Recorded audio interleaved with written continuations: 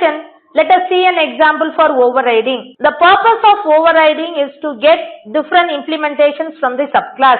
I have my superclass as employee and two subclasses as programmer and manager.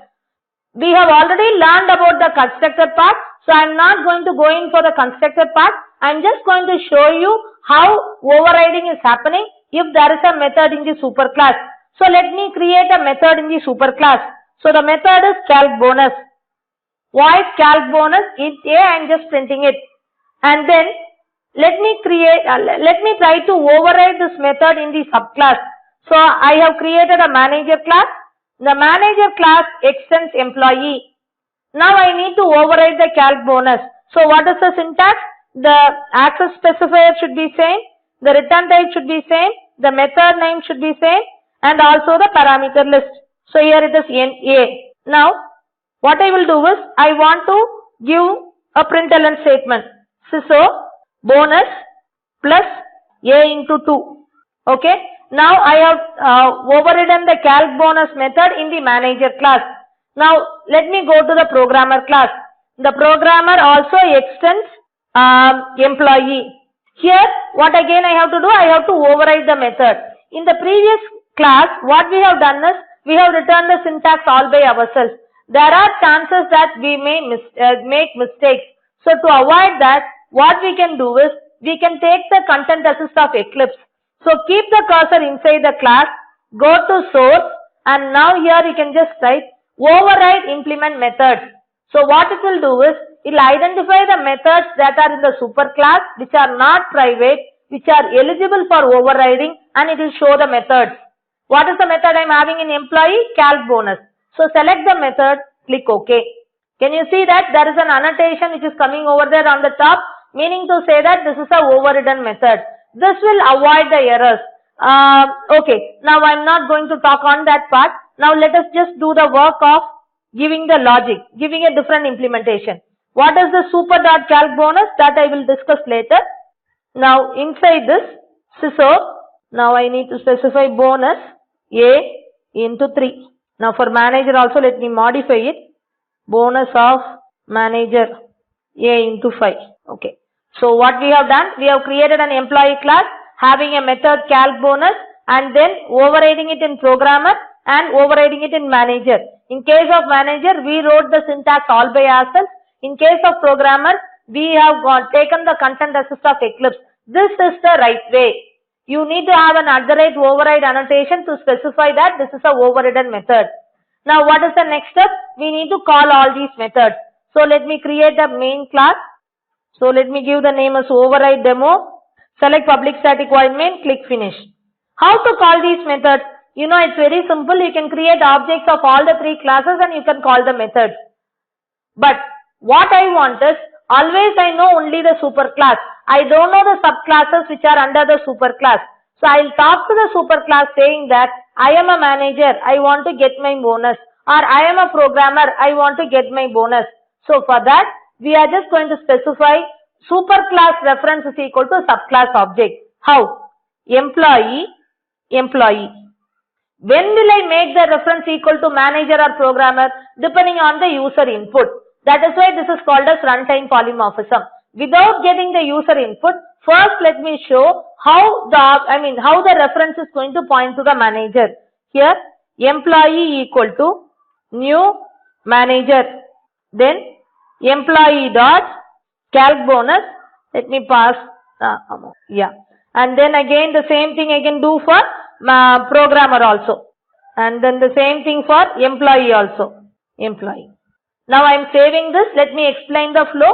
What I have done is I have created a reference of employee. Employee initially is pointing to the manager object. And then I am trying to calculate the bonus of manager. Then employee is pointing to the programmer object and I am trying to calculate the bonus of programmer. It is something like this. Initially, employee is pointing to manager object. So this is new manager. Okay. Then the connection is cut. Now this employee is going to point to new programmer object. Okay. So what happens when the employee reference is to pointing to the manager object, the method in the manager class is being called. That is the calc bonus of manager class is getting called. When the employee is going to point to the programmer object, the method in the programmer class is getting called. Last, finally what you have done? You are making employee equal to new employee. So this also is getting cut. Now this reference is pointing to new employee object. In this case, the method in the employee class is getting called. So let us try running this application. Control F11. Bonus of manager, bonus of programmer and bonus. That is for the employee part. This is okay, fine. What actually we are doing? We are making employee point to manager, to programmer and to employee. In which scenario this will happen, or in which scenario will you make an employee point to manager, or will you make an employee point to the programmer? That is depending upon the user input. So let me modify the code. Let me get a user input. So I am using a scanner. Scanner SE is equal to new scanner system.in. Then what I want to ask him whether he is a manager or programmer. I am trying to get the user input either as M or P. If it is M, he is a manager. If it is P, he is a programmer. Any other alphabet means it is irrelevant. So what I can do, either I can go in for a switch or go in for an if. So if you want to compare the string literals, in that case you cannot use double equal to, you have to go in for dot equals. Dot equals is a method in the string class which is used to compare two literal values. So designation, if the user has entered M, then what I have to do, I have to take the value and I have to check it. What about the case? If you are bothered about the case, then what you can do, you can just go in for equals. If you are not bothered about the case, then you can go in for a method called as equals ignore case. So if the designation what the user is entering is equal to M, then employee equal to new manager and employee dot calc bonus of 1000. If the designation equals to programmer, so here I have to change it to P. Programmer, employee equal to new programmer and calculate the bonus of the programmer. Else if he is giving any other value, then he is just an employee and calculate the bonus by passing 1000. So let me again explain this. Here what we have done is, we are getting the user input. Depending upon the user input, we are making the employee reference point to either the manager or the programmer or the employee itself. This is a simple example. Assume you are going to a ATM, you have got two accounts, saving or current account. The top level class is account. Depending upon the user input, depending upon your input, the machine is going to select from the current account or from the savings account. Same way, depending upon the user input, we are either pointing to the manager class or pointing to the programmer class. So this concept is called as runtime polymorphism. Whatever you have done over here, this is overriding. So this is overriding.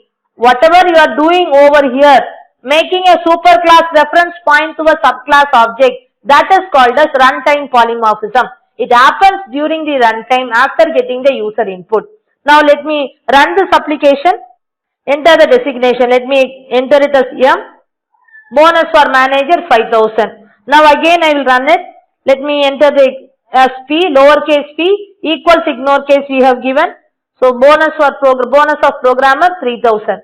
What if I give a different value, the different alphabet, bonus is 1000. So this is a simple example for runtime polymorphism. We will try one more example of runtime polymorphism in the next session, wherein we will be adding few more additional concepts in that particular example. That's it. Thank you.